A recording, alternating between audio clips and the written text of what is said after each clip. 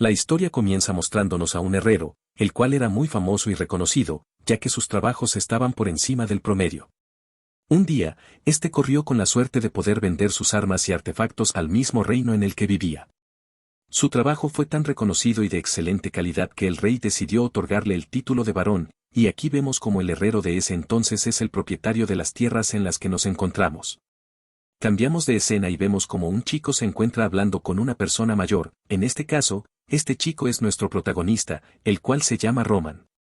Vemos cómo por detrás de ellos se acerca otro hombre que se cuestiona el por qué está haciendo esas preguntas, ya que él debe de conocer esa historia. Vemos cómo hace unas cuantas horas en el pasado nuestro protagonista despierta y pregunta si él era el hijo mayor de la familia de Dimitri, revelándonos así el apellido de su familia. Le pregunta al hombre de antes si este era el reino de El Cairo, que se encontraba en el continente Salamandra, y si no existía un mundo conocido como Murin en este sitio, a lo cual el hombre le responde que si tenía razón. No existía ningún mundo del Murin y era el continente Salamandra.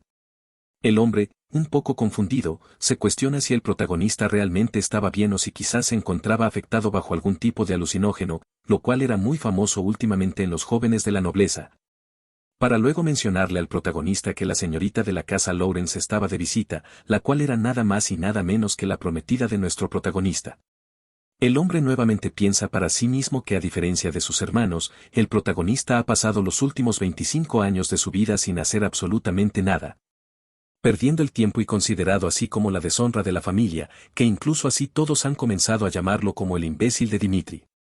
Nuevamente el asistente menciona que la señorita Lawrence es una mujer que valora por encima de todos los modales y la elegancia, así que debería prepararse para verse con ella. A lo que el prota le interrumpe y le menciona que hay cosas más importantes que atender en el momento. Y estas eran llamar a la persona más anciana de la ciudad para conocer un poco más de este nuevo mundo y de la historia del territorio donde se encontraba. Estas palabras terminan confundiendo al sirviente, pero este, al igual, no tiene ninguna otra opción sino hacerle caso a lo que el protagonista le pide. Ya en el presente, el anciano menciona que será toda la historia que conoció hasta la actualidad del territorio Dimitri. Luego de esto, vemos la vida pasada del protagonista, en la cual este se llamaba Bianjón y era la persona más poderosa en todo el mundo del Morín, ya que en su vida pasada, llena de sufrimientos y tragedias, él hizo todo lo posible para cumplir cada uno de sus objetivos y, llegado el hecho de su muerte, muy confundido, se cuestiona por qué despertó en el cuerpo de Roman Dimitri. Quizás sea un castigo de los dioses por no haber aceptado la ascensión de este mismo. No muy lejos de donde estaba el protagonista, vemos como un grupo de bandidos estaba golpeando a un chico, recuerden este chico, ya que es importante para el futuro. A lo que el protagonista se les acerca y les pide que se detengan, pero los bandidos insultan al prota y le piden que se aleje y que no se incumben sus asuntos. El sirviente del prota, al verlo, se da cuenta que forman parte de una banda conocida como Colmillos de Sangre, un grupo de bandidos que incluso rivalizan y son temidos por los mismos nobles. De repente, el protagonista llama a su sirviente y le pregunta cuáles eran las leyes y acciones que debería tomar en este caso. El sirviente responde que el chico hizo mal al no pagar la deuda que tenía con los bandidos, pero estos no podían hacer nada directamente, ya que tenían acciones legales por tomar y, aún peor, le faltaron el respeto al hijo mayor del varón de la casa Dimitri, donde el sirviente dice que estos crímenes se deben pagar con la vida, ya que era una deshonra para toda su familia. El prota, al escuchar esto, recoge una rama que se encontraba en el suelo y afirma que él será el que los castigará con sus propias manos, corriendo de frente hacia los bandidos y, en el proceso, atravesando la garganta de uno de los bandidos que se encontraba distraído por lo que estaba pasando. Otro de los bandidos, al ver lo que estaba pasando, se lanza a atacar al protagonista, pero este lo esquiva efectivamente y atraviesa todo su cuerpo con su brazo, dejando a todos sorprendidos. Pero aún más a su sirviente, ya que éste pensaba que no era el Roman que llevaba conociendo toda su vida, cuestionándose si este era verdaderamente el chico al cual había visto crecer. Viajamos al pasado nuevamente y vemos como el protagonista se encuentra tirado en el piso, levantándose, abriendo los ojos por primera vez en el cuerpo de Román, encontrando muchas botellas de licor y una nota, la cual parecía su testamento y últimas palabras. Vemos como Román, el anterior Román, era un cobarde, el cual en el testamento afirmaba que se había suicidado para no asistir al servicio obligatorio, ya que tampoco tenía esperanzas en casarse con la señorita de la casa Lawrence. El protagonista, luego de analizar la situación, se da cuenta que el anterior dueño de ese cuerpo era un completo cobarde, el cual no se hacía responsable por sus actos, pero dejando todo de lado. El protagonista menciona que actualmente en ese cuerpo se encontraba Ben Yeon-jong, el líder de la secta de demonios celestiales. Volvemos al presente y vemos como el protagonista ya había acabado con casi todos los bandidos que se encontraron y vemos como uno de estos intentaba escapar y es capturado por el protagonista, el cual dice que no lo matará, pero que igualmente será castigado severamente, cortando así lo que parecen ser sus ojos y dejando su cuerpo inerte en el piso. El prota, todo facherito, se para delante de toda la multitud que estaba viendo y les dice que si alguno de ellos estaba inconforme con lo que había hecho, que fuera a buscarlo cuando quisiera. En esto se nos muestra un recuerdo del protagonista, en el cual lo vemos en la cima y la cúspide del poder del mundo del Morín. Y vemos como todos aquellos que intentaban enfrentarse al protagonista terminaban sucumbiendo ante el poder de este. Viendo una escena increíble donde el prota se encontraba parado sobre una pila de cadáveres y por debajo de este había un río increíblemente grande de sangre. Volviendo al presente, vemos como el prota piensa para sí mismo que sin importar la época o el sitio donde se encuentre, en todos lados había ratas y que había que encargarse de ellos lo más pronto posible. Refiriéndose a los bandidos. En esto vemos como el prota le pide a su sirviente, que se llama Hans, que se encargue de informarle a los guardias lo que había pasado. Después de esto, vemos como el prota, al quedarse solo, piensa para sí mismo que el estado de ese cuerpo era terrible, que le faltaba energía de aquí y que el flujo de este mismo estaba muy mal.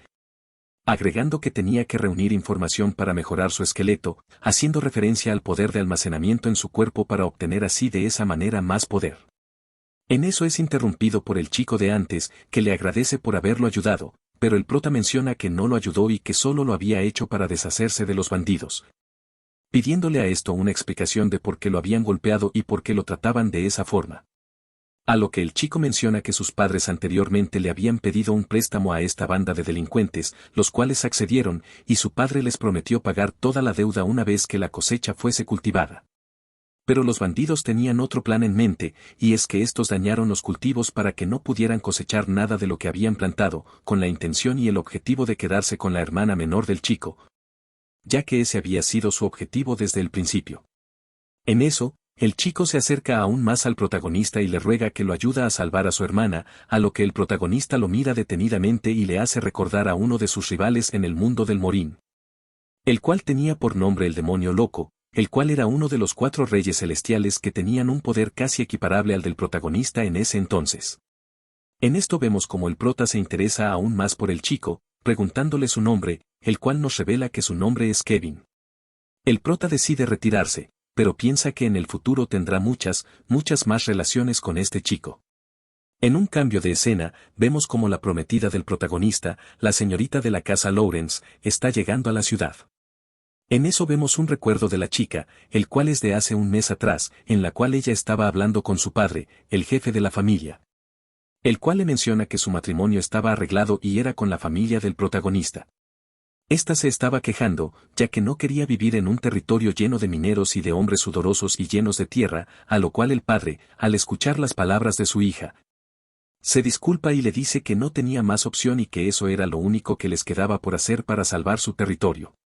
Regresamos al presente y vemos como la señorita Lawrence estaba llegando a la mansión y piensa que tenía que casarse con el segundo hijo de la casa, pero esto cambió de repente, ya que Román le exigió a su padre que quería ser el que se casara con ella, un cambio de último momento que le dejó completamente sorprendida y, al mismo tiempo, se reprochaba a sí misma de lo que había tenido que recurrir su familia para poder salvar su prestigio.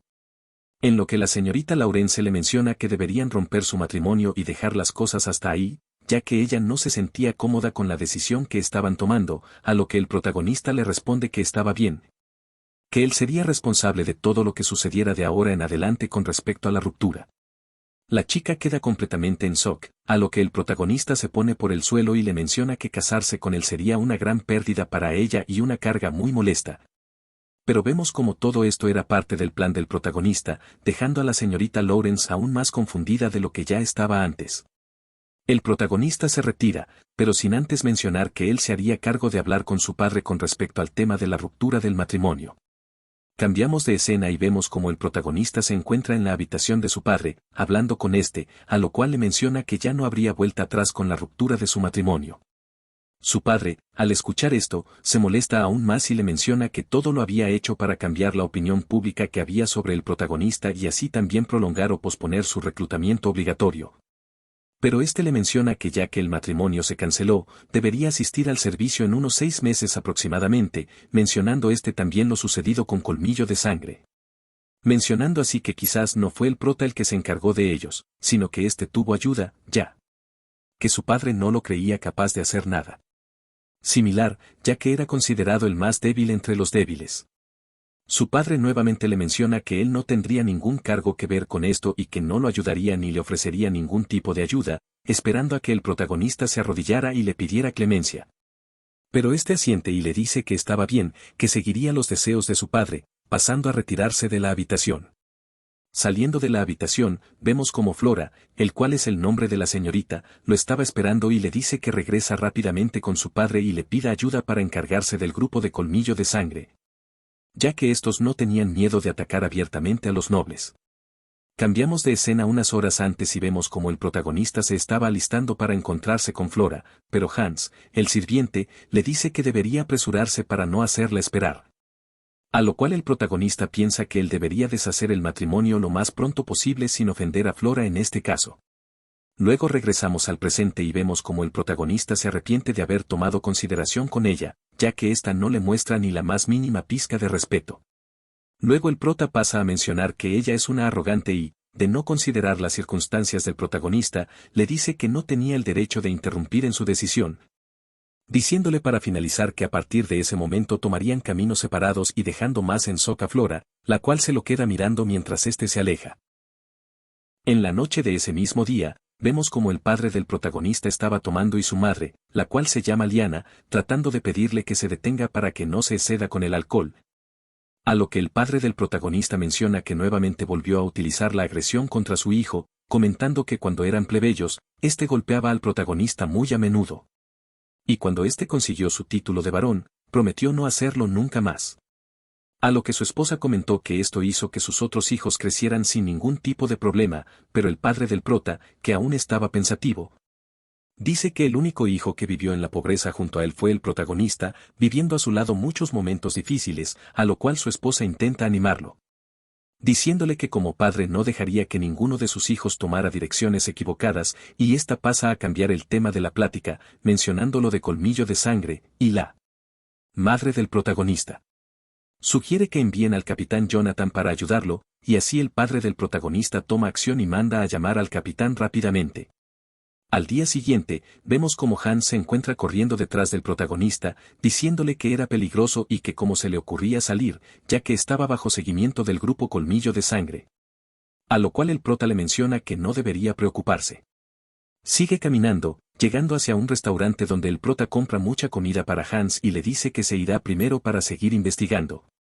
sin antes mencionarle que era muy peligroso para que Hans lo estuviera acompañando. Este último se niega, diciéndole que era su responsabilidad acompañar al protagonista a todos lados, pero este le dice que está bien, ya hizo suficiente y que lo esperara en el restaurante. Luego vemos como el prota se encontraba caminando por una calle, pensando que había sido suficientemente llamativo para así captar la atención de los bandidos, ya que estos siempre andaban en pequeños grupos y eran difíciles de rastrear, así diciendo que era el día perfecto, ya que ese día la seguridad era menor debido a que todos los guardias se encontraban entrenando. Entrando a un callejón, y vemos como 3 bandidos se encontraban siguiéndolo. Pero en ese preciso instante, cambiamos de escena y vemos como Hans llega corriendo hacia donde se encontraba el capitán y le dice que el protagonista se encontraba en serios problemas. Volvemos con el protagonista y vemos como este detiene a uno de los bandidos y lo golpea en el estómago para luego quitarle su cuchillo y apuñalarlo en la garganta. Los otros 2 bandidos, sin poder creer lo que acababan de ver, dicen que eso no era lo que habían escuchado del protagonista, ya que era mucho más fuerte de lo que los rumores decían. Volvemos a donde se encontraba Hans con los guardias y vemos como este le dice a los guardias que el medio protagonista salió sin ninguna escolta, a lo que los guardias y el capitán se miran entre sí y se ríen, diciendo que el prota, siendo el débil entre los más débiles, se propuso a buscar una pelea por sus propios. A lo que Hans, muy alterado, le dice y le reprocha que él no tendría por qué estar mintiéndole y menos en una situación como esta. El capitán Jonathan, al recordar lo que le pidió el padre del prota hace unas noches atrás, le pide a sus hombres que se preparan de inmediato y les pide a Hans que lo lleven al sitio donde se encontró con el prota la última vez. Volvemos nuevamente donde está el protagonista con los bandidos y vemos como estos otros dos que quedan ven como uno de sus compañeros se encontraba en el piso sin la posibilidad de levantarse, a lo que el prota, al ver esto, los provoca para que estos ataquen inmediatamente, consiguiendo así que uno de los bandidos se lanza al ataque y el protagonista, muy calmado, esquiva el ataque del bandido para clavar su cuchillo en un costado del mismo, mientras que noquea al otro de una patada en el estómago y, al acercarse a este último, le pregunta si eran los únicos que se encontraban en esta zona, a lo que el bandido le responde que sí. A lo que el prota, con una expresión muy seria, le dice que responda todas sus preguntas sin mentirle, mientras clava un cuchillo en su pierna para luego preguntarle a este quién era su jefe. Cambiando de escena, vemos como el protagonista se encontró llegando a un bar con toda su ropa llena de sangre y se sienta en la barra mientras habla con el cantinero para luego pedirle a este lágrimas del amanecer. Una de los años 20, y el cantinero le dice que no tenía nada de eso.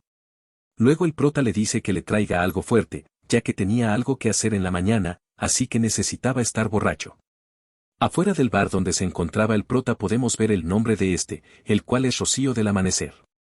Este era el escondite de Colmillo de Sangre en la ciudad y el sitio donde recibían las misiones, las cuales solo eran entregadas si daban una contraseña secreta, la cual era Lágrimas del Amanecer, algo fuerte. Trabajar por la mañana, se tenía que decir en este orden. Volvemos al presente y vemos como el cantinero, al escuchar la contraseña en el orden correcto, le dice a todos los que se encontraban en el bar que atacaran al protagonista, para luego terminar cayendo en el piso debido a un vaso que le arrojó el protagonista en ese instante. Esto deja a todos los bandidos muy sorprendidos y se lanzan todos a atacar al protagonista en ese momento y, en un instante, el prota ya había acabado con la vida de 3 de los bandidos, dejando así al resto de bandidos que se encontraban en el sitio completamente en shock y recordando el prota que en el mundo del Murín, tan solo con una pequeña técnica de respiración, una persona sin habilidades podría superar fácilmente sus límites por un periodo de tiempo muy corto. De repente, todos los bandidos se lanzaron a atacar hacia el prota nuevamente. Luego de un rato, vemos como el cantinero empieza a levantarse después de haber quedado inconsciente a causa del golpe que le dio el protagonista y le dice al prota que por qué hacía esto. Mientras miraba como todos los bandidos estaban muertos y el bar estaba completamente destruido, a lo que el prota responde que este mismo lo había causado al atacarlo primero. Cambiamos de escena y vemos como los guardias llegan unos minutos después y encuentran todo el desastre que ya había causado el prota, descubriendo así en el acto que solo había sobrevivido una persona y este era el cantinero que se encontraba en el segundo piso.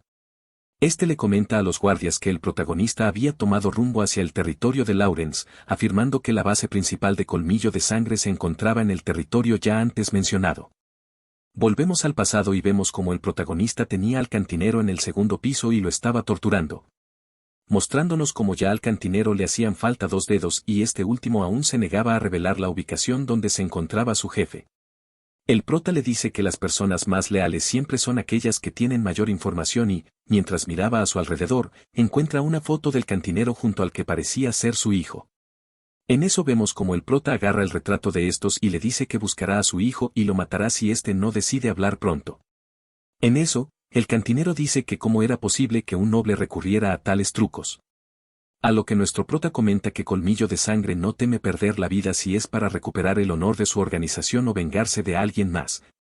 Y revelando cómo Colmillo de Sangre ha hecho que muchas personas inocentes sean ahora criminales, los cuales, al no poder pagar sus deudas, quedan como esclavos para estos. El prota nuevamente lo amenaza y le dice que matará a su hijo lentamente, mencionándole así que esta era su última oportunidad. Cambiamos de escena y vemos como el jefe de los bandidos de Colmillo de Sangre, junto a un grupo pequeño de súbditos, se encontraba hablando sobre lo que estaba pasando en el territorio del barón Dimitri y el jefe de estos pregunta cómo un simple noble que fue rechazado por la Academia de Espadachines era capaz de acabar con todo un pelotón de su grupo, preguntándole así a sus hombres cuál era la ubicación actual del prota, a lo que uno de los bandidos menciona que éste se saliendo encontraba del territorio Dimitri, mencionando así que el prota pudo haber obtenido información de alguno de sus hombres.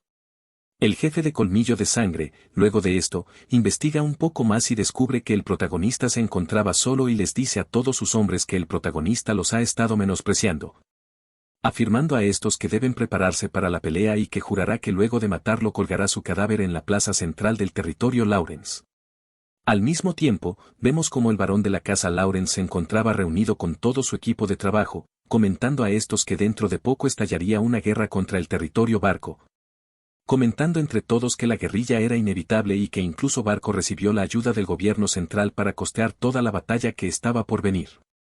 Estos se cuestionan si deben entregarles parte de su territorio a la familia Barco, pero el barón Lawrence los detiene a todos y les dice que esto es imposible, ya que todos los demás territorios se lanzarían hacia ellos como hienas hambrientas a quitarle también una parte de su territorio. Luego menciona que la única forma de salir de todo esto era el matrimonio arreglado que tenían con la familia de Dimitri, mencionando así que aunque la familia Barco tuviese el apoyo del gobierno central, estos no eran más ricos que la familia del Prota, revelando que en los últimos años la familia del Prota ha aumentado una fortuna, superando así la fortuna que tenían todos los territorios que se encontraban en el noreste. En eso vemos como Flora, la ex prometida del Prota, se encontraba detrás de la puerta, cuestionándose si debería decirle a su padre lo que pasó con su matrimonio. Muy nervioso, se cuestionaba aún si debería o no.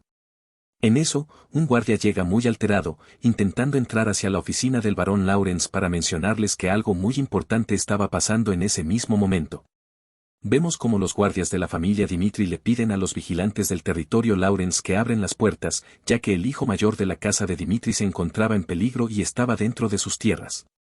Al mismo tiempo, vemos como otro guardia le dice al capitán de la fortaleza Lawrence que en la plaza principal de todo el mundo se sorprendió de lo que estaba pasando. En eso, vemos como en la plaza principal del territorio Lawrence todos los que se encontraban ahí estaban completamente sorprendidos y vemos como una persona se hacía paso cargando a otra persona ya sin vida, dejando un increíble rastro de sangre en el piso. ¿Quién será la persona que están arrastrando? Pues todo esto y mucho más lo descubriremos en el siguiente capítulo.